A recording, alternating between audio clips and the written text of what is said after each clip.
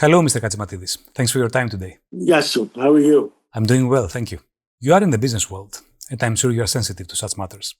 Do you like what is happening right now? Is this trade war what businesses need? Right now, we have some challenges. I'm familiar with what you're asking for. President Trump wants a fair deal for America, and he's looking for a fair deal for the rest of the world, too. He doesn't really want to be unfair. I've discussed that with him. It seems like our previous administrations were not very smart in business. Mr. Trump is not necessarily a politician, he is a businessman.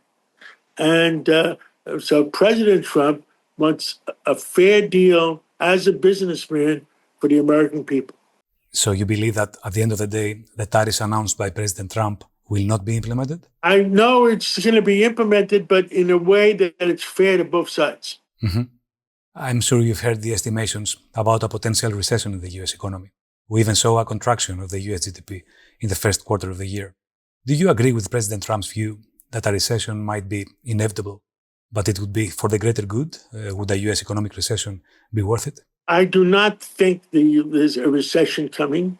To my best knowledge, that our economy is doing very, very well.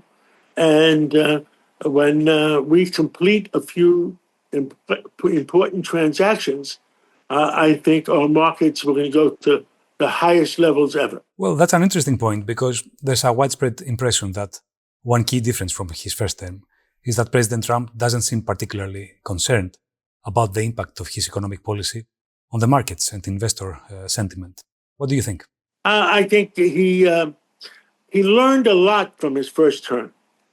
And he learned a lot from being on the beach, as they call it in America, during the 2020 to 2024, or 21 to 24.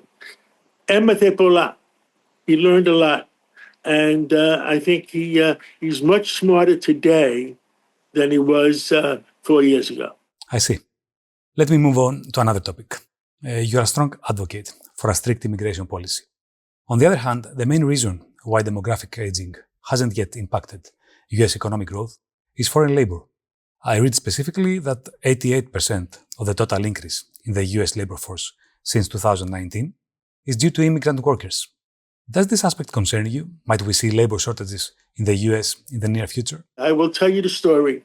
I was vice chairman of the Ellis Island Foundation, along with Bill Fugazi and Lee Iacocca, if you remember the names. And I believe in immigration. I'm an immigrant. I was born in Greece, came to America 6 months old. We want immigration, but we want immigration.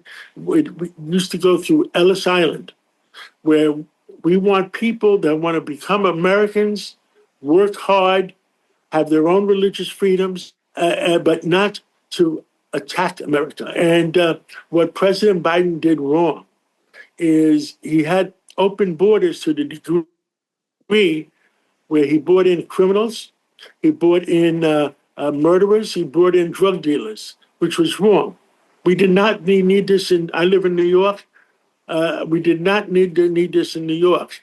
And I'm not sure President Biden, in his condition, knew it was happening. So someday we will find out who at the White House was pressing the buttons. The button. Not necessarily President Biden. He was the president, though. The fact is, immigration, yes. Invasion, no. That's a very significant word. Immigration, yes. We want immigration, but we don't want to be invaded. Look what happened to Germany. Look what happened to France. And I don't want this to happen in Greece. I love Greece. My blood is Greek.